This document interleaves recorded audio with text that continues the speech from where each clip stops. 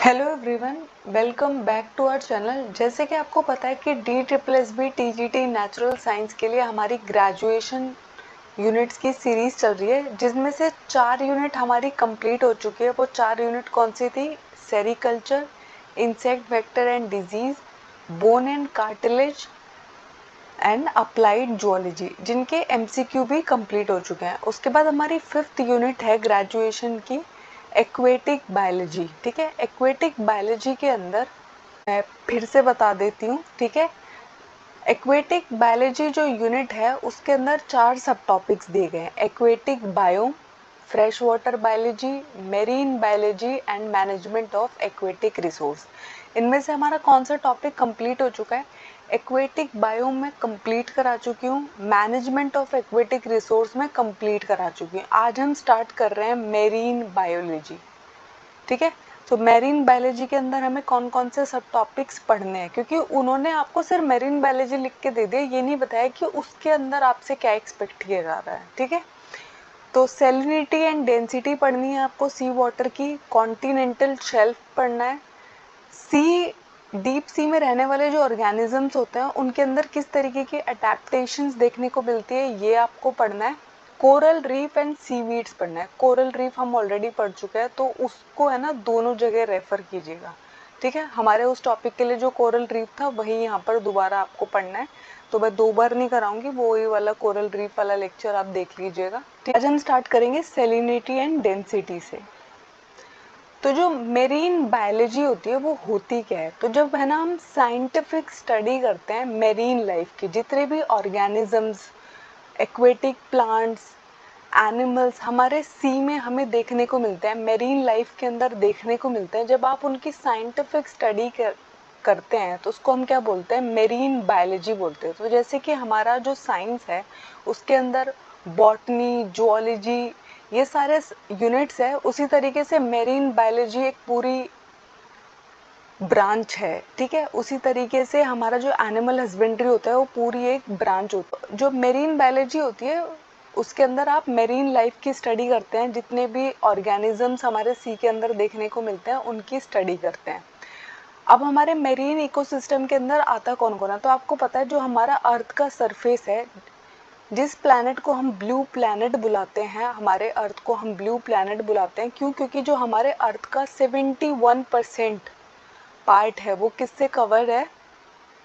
पानी से कवर्ड है। ठीक है, और पानी में जो मैक्सिमम 97% पार्ट है वो क्या है? हमारा मेरीन वाटर है। हमारा जो फ्रेश वाटर है वो 2 से 3% ही है, लेकिन जो मैक्सिमम पानी है वो क्या है? मेरीन वाटर है। ठीक है, तो हमारा जो अर्थ का सरफेस है वो कितना कवर्ड है पानी से? 71%। उसके अलावा जो हमारा सैलिनिटी होता है सी वाटर के अंदर, अगर आप सैलिनिटी चेक करोगे ना तो वो कितनी होती है? एवरेज की बात हो रही है, तो एवरेज सैलिनिटी आपको देखने को मिलेगी 35 पार्ट्स पर 1000 ऑफ वाटर। ठीक है, तो ये 35 पार्ट्स पर 1000 ऑफ वाटर क्या है? एवरेज सैलिनिटी है। ठीक है, क्योंकि कोई कोई मेरीन वाटर बॉडी होती है जिसकी सैलिनिटी बहुत हाई होती है, कोई होता है बहुत लो होती है, किसी की मॉडरेट होती है। ठीक है, तो लेकिन जब अगर हम सारे के सारे सी का अगर एक एवरेज निकालना चाहे तो एवरेज कितना है? 35 पार्ट्स पर 1000। ठीक है, उसके बाद आज का जो हमारा टॉपिक हमें आज करना है वो है salinity and density of sea water. ठीक है, तो सैलिनिटी क्या होती है? तो सैलिनिटी का मतलब होता है पानी में कितना नमक घुला हुआ है। और यहाँ पे नमक का मतलब वो वाला नमक नहीं है जो आपके घर पे टेबल सॉल्ट यूज होता है, सिर्फ उसकी बात नहीं हो रही है, सारे सॉल्ट्स की बात हो रही है। सिर्फ सोडियम क्लोराइड की बात नहीं हो रही है, मैग्नीशियम क्लोराइड, कैल्शियम कार्बोनेट, यानी कि हर एक टाइप का जो सॉल्ट पानी में घुला हुआ है उसके अमाउंट को जब हम मेजर करते हैं उसे हम क्या बुलाते हैं? सैलिनिटी बुलाते हैं। तो सैलिनिटी हम कैसे चेक करते हैं? जैसे कि आपने है ना 1 किलोग्राम लिया, यानी कि एक तरीके से आपने 1 लीटर पानी लिया, उसके अंदर कितना ग्राम सॉल्ट घुला हुआ है, इसको जब हम मेजर करते हैं तो ये क्या कहलाता है? सैलिनिटी कहलाता है। मैंने आपको बताया कि जो मोस्टली सी वाटर है उनकी सैलिनिटी जो रेंज करती है वो 30 टू 38 ग्राम पर केजी के बीच में रेंज करती है, और एवरेज हम क्या मानते हैं? एवरेज हम मानते हैं कि 35 ग्राम पर केजी जो है वो हमारा एवरेज है। उसके बाद है ना, आपसे बहुत बार जीके में क्वेश्चन पूछा जाता है, ठीक है। तो वहाँ पे पूछा जाता है कि ऐसी बॉडी का नाम बताइए जिसके अंदर है ना सैलिनिटी बहुत ज़्यादा हाई है, 35 नहीं है वहाँ पे, 342 ग्राम पर केजी है। देख रहे हो डिफरेंस कितना हाई है, ठीक है। तो कहाँ की होती है सैलिनिटी सबसे, मतलब इसकी सैलिनिटी 342 ग्राम है। कहाँ की है ये? डेड सी की, ठीक है। आपको पता है अगर मैं आपको है ना डेड सी के अंदर डाल दूंगी, आप डूबेंगे नहीं। क्यों? क्योंकि वहाँ पर है ना जो नमक की सैलिनिटी है वो इतनी हाई है, जिसकी वजह से क्या होता है वहाँ पर लोग डूबते नहीं है, वो फ्लोट करते रहते हैं, और कोई एक्वेटिक लाइफ आपको वहाँ देखने को नहीं मिलेगी, क्योंकि इतनी ज़्यादा हाई सैलिनिटी में कोई भी ऑर्गेनिज्म सरवाइव नहीं कर पाता है। इसलिए इसका नाम क्या रखा गया है? डेड सी रखा गया है, ठीक है। और ये कहाँ पर लोकेटेड है? कभी कभी जीके में आपसे ये पूछ लिया जाता है, तो आपको मालूम होना चाहिए जो इजराइल और जॉर्डन का बॉर्डर है उनके बीच में लोकेटेड है हमारा डेड सी। इसकी जो सैलिनिटी है वो कितनी है? 342 ग्राम पर केजी है। नेक्स्ट है हमारे सी के अंदर कौन कौन से सॉल्ट आपको देखने को मिलते हैं। तो आपको सोडियम क्लोराइड देखने को मिल सकता है, मैग्नीशियम क्लोराइड देखने को मिल सकता है, ठीक है। मैग्नीशियम सल्फेट देखने को मिलता है, कैल्शियम सल्फेट देखने को मिलता है, कैल्शियम कार्बोनेट देखने को मिलता है। तो ये सारे के सारे जो सॉल्ट होते हैं ये हमारे सी के अंदर प्रेजेंट है, ठीक है। जो मोस्टली सोडियम और क्लोराइड होते हैं, ठीक है, Na और Cl जो है वो है ना बहुत देर तक, वेरी लॉन्ग रेजिडेंस पीरियड है इनका। लॉन्ग रेजिडेंस पीरियड का मतलब है ये बहुत ज़्यादा टाइम तक आपको क्या देखेंगे, पानी के अंदर ही घुले हुए दिखाई देंगे। और जो कैल्शियम होता है वो बहुत ही जल्दी प्रेसिपिटेट कर जाता है। प्रेसिपिटेट करने का मतलब क्या होता है? जैसे आप है ना किसी चीज़ को प्रेसिपिटेट करने की कोशिश कर रहे हो, अलग निकालने की कोशिश कर रहे हो, तो उस प्रोसेस को हम क्या बोलते हैं? प्रेसिपिटेट करना बोलते हैं, ठीक है। आपने केमिस्ट्री में है ना प्रेसिपिटेट रिएक्शंस भी की होंगी, ठीक है। तो सोडियम और क्लोराइड जो होते हैं उनका जो रेजिडेंस पीरियड होता है वो बहुत हाई होता है, कैल्शियम का बहुत लो होता है, वो इजीली प्रेसिपिटेट कर जाता है, ठीक है। नेक्स्ट है जो हमारे फ्रेश वाटर बॉडी होते हैं उनके अंदर मैंने आपको बताया था कि उनके अंदर जो सॉल्ट कंटेंट होता है वो बहुत ही लो होता है, ठीक है। तो लो सैलिनिटी देखने को मिलती है, बहुत ही कम सॉल्ट प्रेजेंट होता है, इसलिए हम उसको आराम से पीने के लिए यूज़ कर पाते हैं उस पानी को, ठीक है। जो हमारी एस्चुरी होती है, ठीक है, हमारी नदी का मुहाना होता है, ठीक है। जब हमारी फ्रेश वाटर बॉडीज हमारे सी में जाके गिर रही होती है, वहाँ पे जो मिक्सिंग हो रही होती है, जहाँ पे फ्रेश वाटर और मेरीन वाटर की आपस में मिक्सिंग हो रही होती है, उसको हम क्या बुलाते हैं? एस्चुरी बुलाते हैं, ठीक है। जो मैं आपको एक्वेटिक बायोम के अंदर पढ़ा चुकी हूँ। तो एस्चुरी जो होती है उनके अंदर हमें मॉडरेट सैलिनिटी देखने को मिलती है, क्योंकि यहाँ पे क्या हो रहा है, फ्रेश वाटर और मेरीन वाटर आपस में मिक्स कर रहे हैं, इंटर मिक्सिंग हो रही है, तो यहाँ पे जो सैलिनिटी होगी उसका लेवल क्या होगा? मॉडरेट होगा, ठीक है। उसके बाद आता है हमारे मेरीन वाटर बॉडी जिनके अंदर बहुत ही हाई सैलिनिटी होती है। एवरेज सैलिनिटी कितनी है? 35 पार्ट्स पर 1000, ठीक है। हाई सैलिनिटी की वजह से क्या होता है, इतनी ज़्यादा सैलिनिटी है कुछ जगह पे तो कि लोग है ना डूबते नहीं है, फ्लोट कर पाते हैं, ठीक है। जैसे मैंने आपको डेड सी का एग्जांपल बताया, उसके अंदर अगर आप कोई भी ऑब्जेक्ट डालोगे, इंसान को डालोगे, तो क्या होगा? वो डूबेगा नहीं, ऊपर ही तैरता रहेगा, क्योंकि नमक का कंटेंट इतना हाई है, ठीक है। उसके बाद है ना रेड सी जो है वो भी बहुत सलाइन है, 40 पार्ट्स पर 1000 है, लेकिन ये एक ओपन सी है, ठीक है। ओपन सी की कैटेगरी में सबसे ज़्यादा सलाइन कौन है? रेड सी है। डेड सी जो है वो एक ओपन सी का एग्जाम्पल नहीं है, ठीक है। तो डेड सी की सैलिनिटी कितनी है हमारी? 342 है, बहुत हाई है। रेड सी की मोस्टली जहाँ पे सबकी रेंज कर रही है 35 to 38, इसकी कितनी है? 40 पार्ट्स पर 1000। किसकी? रेड सी की बात हो रही है, ठीक है। उसके बाद हमारे सेलिन वाटर में आपको क्या क्या देखने को मिलता है? कैल्शियम देखने को मिल सकता है, सोडियम देखने को मिल सकता है, पोटेशियम होगा, मैग्नीशियम होगा, ठीक है, सल्फर होगा।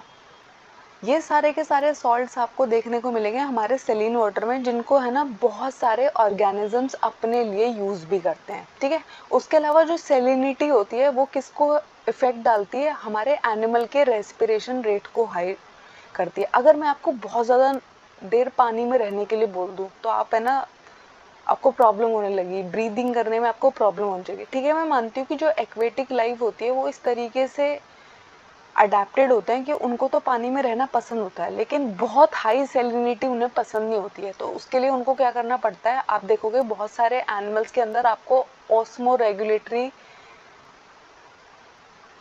रेगुलेशन का प्रोसेस देखने को मिलता है। ऑस्मो रेगुलेशन का मतलब होता है कि वो अपने अंदर की सैलिनिटी के लेवल को मेंटेन करते हैं, यानी कि अगर बहुत ज़्यादा सैलिनिटी हो रही है ना बाहर, तो अंदर उनके सेल्स के अंदर इतनी ज़्यादा सैलिनिटी का लेवल वो इंक्रीज नहीं होने देते, तो क्या करते हैं अपनी बॉडी के अंदर से सॉल्ट को बाहर फेंक रहे होते हैं। उस प्रोसेस को हम क्या बोलते हैं, ऑस्मो रेगुलेशन बोलते हैं। जब आप मेंटेन कर रहे हो अपना ऑस्मोटिक बैलेंस मेंटेन करने की कोशिश कर रहे हो, तो इसको हम क्या बोलते हैं, ऑस्मो रेगुलेशन बोलते हैं। ठीक है, उसके अलावा क्या होता है, कैल्शियम कार्बोनेट हमारे सी में जो प्रेजेंट है। ठीक है, तो कैल्शियम कार्बोनेट है ना बहुत सारे एनिमल्स यूज करते हैं। तो आपको पता है जो हमारे मॉलिस्क होते हैं, ऑयस्टर्स होते हैं, वो अपनी शेल्स बनाने के लिए, पर्ल्स बनाने के लिए किसका इस्तेमाल करते हैं, कैल्शियम कार्बोनेट का इस्तेमाल करते हैं। और जब मैंने आपको कोरल्स के बारे में पढ़ाया था, कोरल्स क्या होते हैं, प्लांट्स नहीं होते हैं, एनिमल्स होते हैं, निडेरिया फैमिली से बिलोंग करते हैं।